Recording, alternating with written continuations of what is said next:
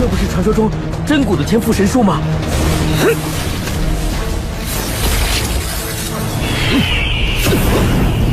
只是偷袭手段。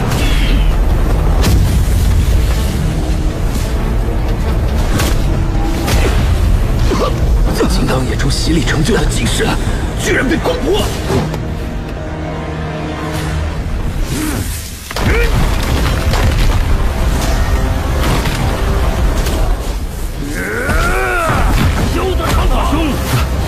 下界大凶！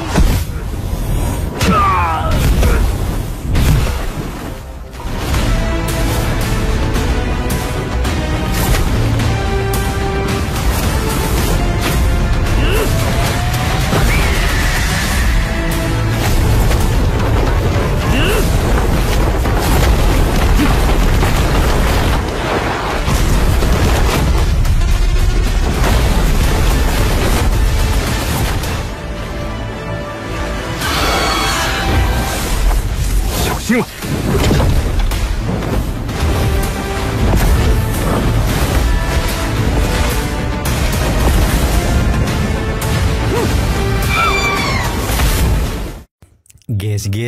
Guys, Gnosis mau ngasih info nih, berhubung banyak yang nanya ya. Buat kalian yang masih bingung mau nonton Solen versi fullnya, bisa langsung aja ke auratel.com ya. Gnosis juga ngambil shortnya di sana, bukan apa-apa, karena grafiknya udah HD alias jernih guys, jernih gitu, kayak mulus lah kayak. Tanpa perlu juga berlangganan gitu, cukup punya kuota aja. Nah, cukup ya infonya. Sekarang kita lanjut ke alur cerita.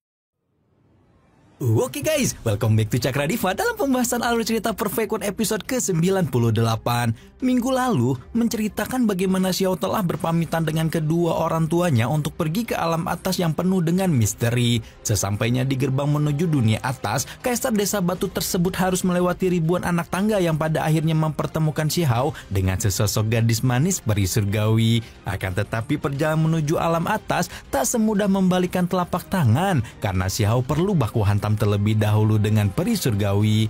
Di episode ke-98 kali ini, Xiao akan melangkahkan kakinya jauh lebih tinggi demi menggapai dunia atas, tempat kekuatan ilahi berkumpul. Tapi sebelum lanjut, Cakra Diva mau ngetes kebaikan kalian dulu boleh ya? Kira-kira di momen Jumat berkah kali ini Perfect World bakalan dapat berapa like sih? Apakah bisa tembus 10.000? Daripada kelamaan langsung aja kita terobos. Kuy!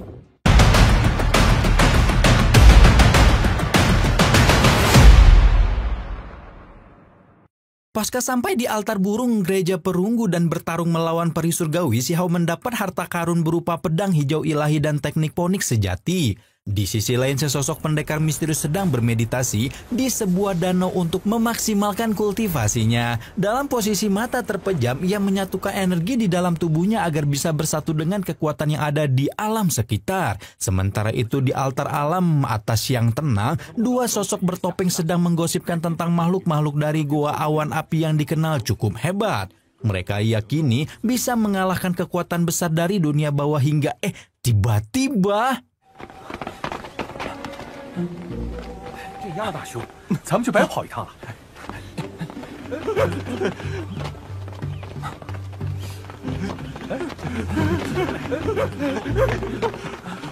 Rupa-rupanya anak-anak muda tersebut lari ketakutan ketika melihat Xiao berdiri gagah di salah satu sudut altar burung gereja perunggu. Padahal Xiao yang sedang mengamati keadaan alam sekitar memiliki niatan baik dan hanya ingin ngobrol dengan tenang. Namun karena Xiao cukup terkenal terlebih setelah menaklukkan awan Dewa Void, banyak orang yang sangat segan ketika melihat wajahnya. Terlebih lagi, Xiao diketahui pernah mengalahkan makhluk kuat dari gua awan api yang sebenarnya sulit untuk dikalahkan. Sejak saat itu, image Xiao dianggap sebagai orang jahat dari dunia bawah meski sejatinya hanya ingin menumpas kejahatan. 这自燃也太快了吧！ Tapi kekacauan yang sesungguhnya datang ketika tiba-tiba saja sesosok makhluk batu api datang untuk menyerang Xiao. Ternyata kedatangan si Hao ke alam atas dianggap sebagai ancaman sehingga memaksa makhluk-makhluk kuat dari sana turun tangan. Murid-murid dari altar burung gereja perunggu merasa dapat perlindungan dari makhluk tersebut sehingga mereka tidak mungkin diserang oleh si Hao. Akan tetapi serangan dari batu api mampu ditaklukkan si Hao hanya dalam 1 kali sentuhan. Sampai pada akhirnya... 多谢道友救护。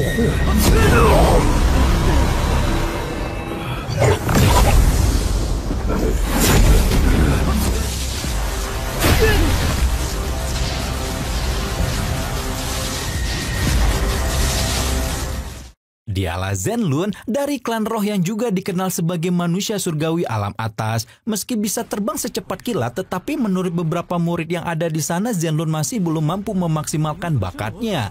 Atas dasar itulah Zenlun yang mengaku ingin belajar banyak dengan si Hao yang sudah mampu menembus alam atas yang ganas. Walaupun Zenlun kemampuannya masih di bawah rata-rata, tetapi ia tidak bisa dipandang sebelah mata karena mempunyai kakak bernama Zengu yang merupakan Raja Roh. Waduh, bukan roh dunia roh Solen ya guys ya. Hanya saja latar belakang Zenlun tidak membuat nyali si Hao menciut karena ia mempersilahkan makhluk emas itu untuk menyerangnya terlebih dahulu.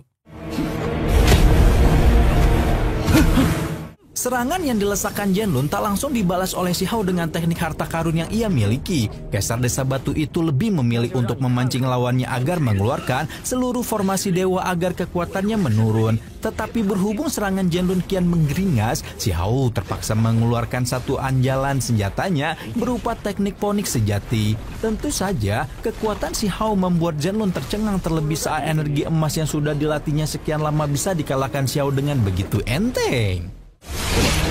这不是传说中真古的天赋神术吗？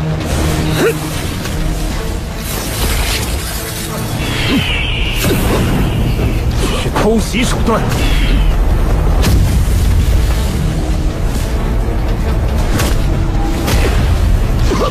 金刚野猪洗礼成就的金石，居然被攻破！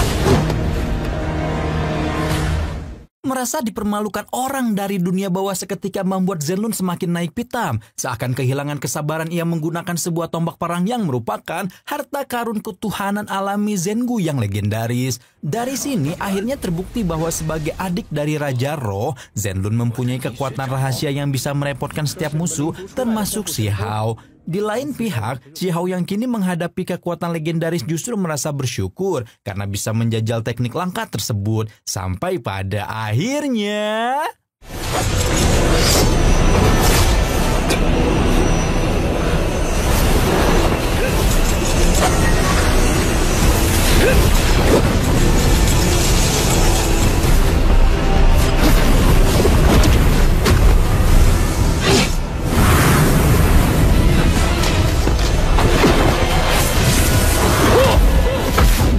Sementara itu, sesosok pria misterius yang sedang semedi di pinggir danau masih belum tuntas menyelesaikan ritualnya. 2 bola energi ilahi yang berterbangan akhirnya sukses dimurnikan ke dalam tubuhnya, sehingga ia tiba-tiba bisa menghilang seakan mendengar kegaduhan yang ada di alam atas. Adapun Zenlun yang baru saja ditaklukkan si Hao kini menaruh hormat pada pendekar dari alam bawah tersebut karena menguasai kekuatan tak tertandingi. Menanggapi sanjungan tersebut, si Hao berusaha tetap membumi dengan menjanjung balik Zenlun yang bisa membuat lengannya terluka hingga tiba-tiba lagi.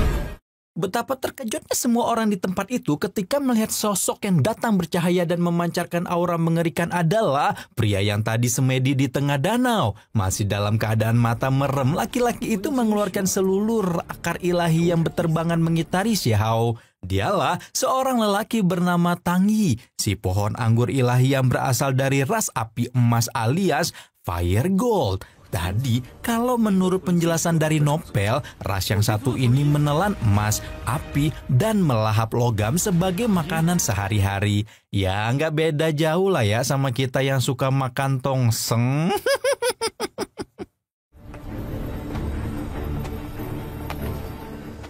Di pinggir arena pertarungan, dua murid bertopeng masih terus menguak misteri di balik kemunculan Tong Yi yang luar biasa. Sebagai generasi pertama dari ras api emas, Tang Yi mewarisi kekuatan tak tertanding yang sangat membagongkan. Bahkan, 10 generasi dari mereka bisa menjelma dalam bentuk dan kekuatan yang berbeda-beda sesuai dengan tingkat kultivasinya. Biasanya orang-orang kuat dari ras tersebut berubah bentuk menjadi wujud tanaman atau binatang seperti anjing dan singa. Menariknya, Tang Yi merupakan sosok kuat yang pernah menaklukkan ratusan ribu gunung suci dengan mengandalkan kekuatannya.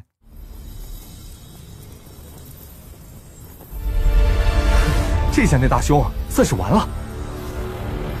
曾经横扫10万圣山，拜尽各路。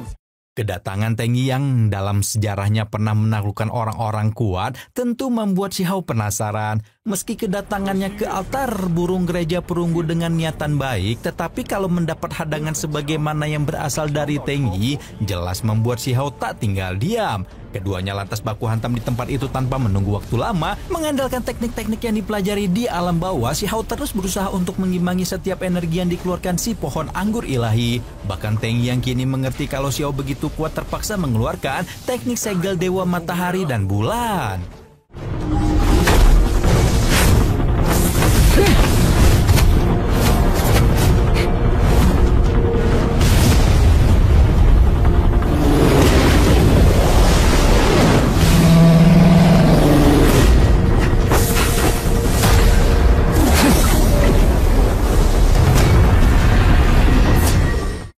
Dahsyat, kekuatan segel matahari dewa dan bulan yang dikuasai Tang Yi benar-benar mampu membuat setiap pasang mata terbelalak. Mereka tak menyangka kalau di zaman itu masih ada orang yang menguasai kekuatan legendaris. Begitu juga dengan Zenlun, ia yang awalnya kepedean akan mengalahkan Xiao dengan mudah, kini harus menelan ludah. Xiao sementara itu semakin tertantang sehingga mau tak mau ia mengeluarkan teknik kumpeng untuk yang kesekian kalinya.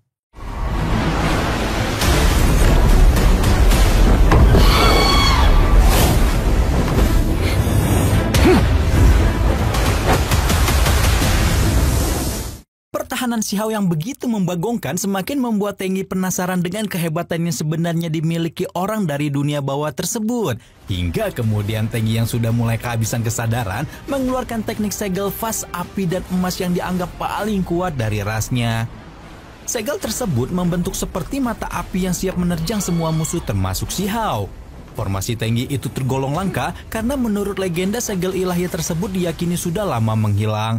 Di sisi lain, Xiao juga harus menggunakan kekuatan kumpeng yang sebenar-benarnya.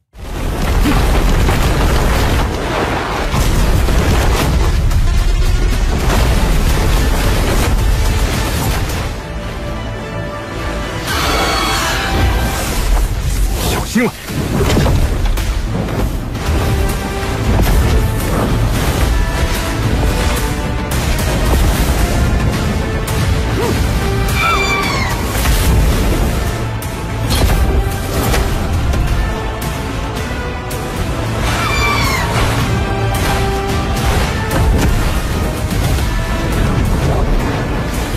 跟真的敌情，破绽太多。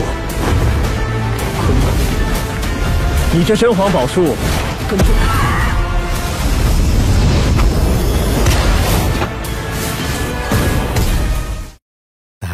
Tapi kekuatan yang dikerahkan Tang Yi masih belum berhenti sampai di situ. Sembari mengakui kehebatan Xiao yang nggak ada obengnya itu, nggak ada otaknya, Tang Yi kini menggunakan kekuatan segel vas, emas dan api yang sesungguhnya.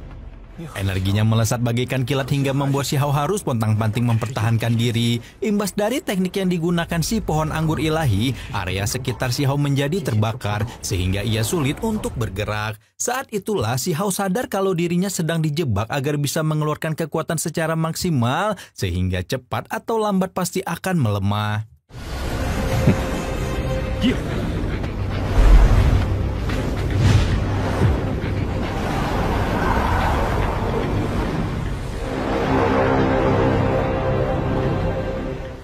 Lawan yang dihadapi si Hao benar-benar terlalu kuat, terlebih lagi ketika api yang berkobar di sekitarnya dipercaya bisa membakar setiap makhluk yang tubuhnya tersentuh. Dalam benaknya si Hao teringat kejadian serupa di masa lalu ketika ia menghadapi para monster yang bisa mengeluarkan racun esensi matahari. Seakan tak ingin membuang-buang waktu, si Hao segera mengaktifkan kekuatan Yin dan Yang. Tak peduli si jago merah dari segel fans emas terus membara di sekitarnya. 该被净化的也是你们。若阴火真能焚烧罪恶，该。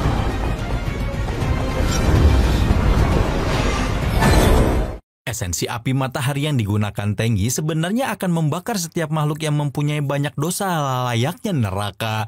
Itulah sebabnya api tersebut dikenal pula dengan istilah api karma, karena sifatnya membalas kesalahan yang dilakukan seseorang. Akan tetapi, berkat kekuatan si Hao ia mampu menembus api tersebut dan tubuhnya tetap tidak mempan untuk dibakar. Kenyataan itu pun membuat semua orang termasuk Tenggi tertegun karena si Hao bisa bebas dari setiap kekuatan dahsyatnya.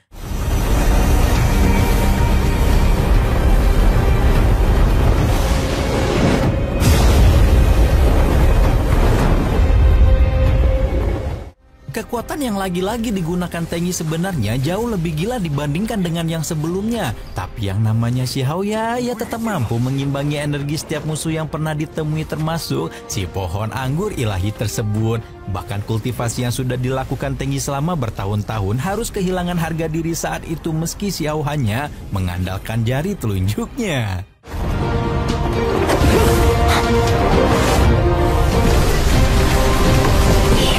Hey!